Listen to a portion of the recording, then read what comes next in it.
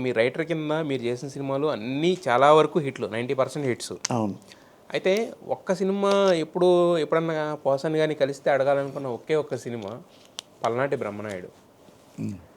Sir అంటే మీరు లాజిక్లు everything పర్ఫెక్ట్గా పట్టుకునే మీరు ఆ ఒక్క సినిమాలో మాత్రం తొడలా కొడితే వెళ్ళిపోవడం, ట్రైన్ వెళ్ళిపోవడం, కుర్చీలు వచ్చేయడం, ఏంటిది, ఏం జరిగింది ఎగ్జాక్ట్గా? ఇది పోసాని చెప్తే వచ్చేది కాదు ఇది. అందులో ఒక డైరెక్టర్, నేను story line, screenplay direction Paruchuri brothers.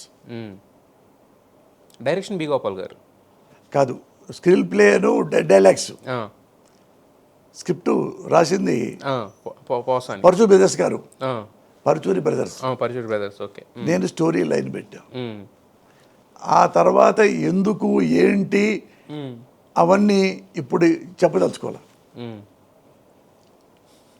అది నా మీదనే వేసుకోడు కావాలంటే, నా మొత్తం ఏంటి తప్ప వేయడం కాదు సార్, తెలుసుకుందామని, అంతేగాని వేయడం వాళ్ళ మీద వేయడం వీళ్ళ మీద వేయడం కాదు.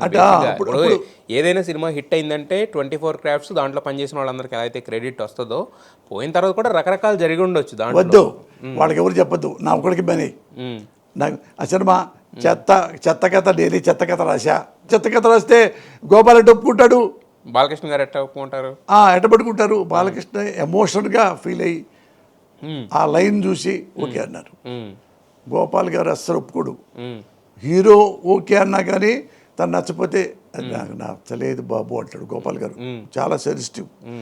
అది చూడగానే లైన్ చెప్పగానే భలే ఉందబ్బా అని గోపాల్ గారు ఏమన్నారంటే, అంతకుముందు సినిమాలన్నీ పరశురి బ్రదర్స్తో రాపించుకున్నాను మురళి, ఇది ఇది బిజీగా ఉండవు కదా, ఓ స్టోరీ అట్ట వచ్చినా కానీ ఒక కథ ఇచ్చేస్తే మిగతా మేము చూసుకుంటాం అని అనుకున్నాం.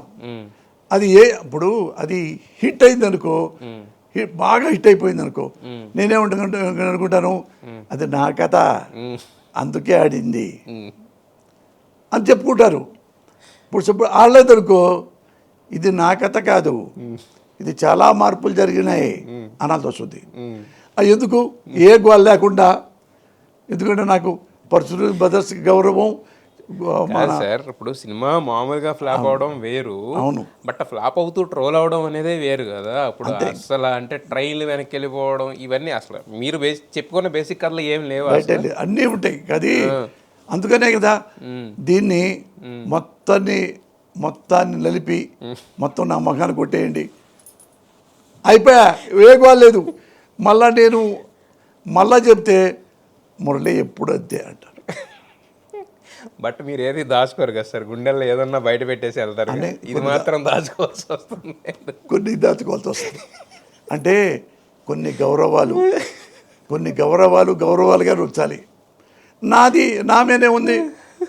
నా ఫ్లాట్ నేనే చండాలంగా రాశా. బట్ ఇక్కడ మాత్రం కొంచెం మీ లైన్ నుంచి పక్కకి వెళ్ళారు, ఏదన్నా మీద చెప్పేసి మురళి గారు కొంచెం పక్కకి వెళ్ళారు.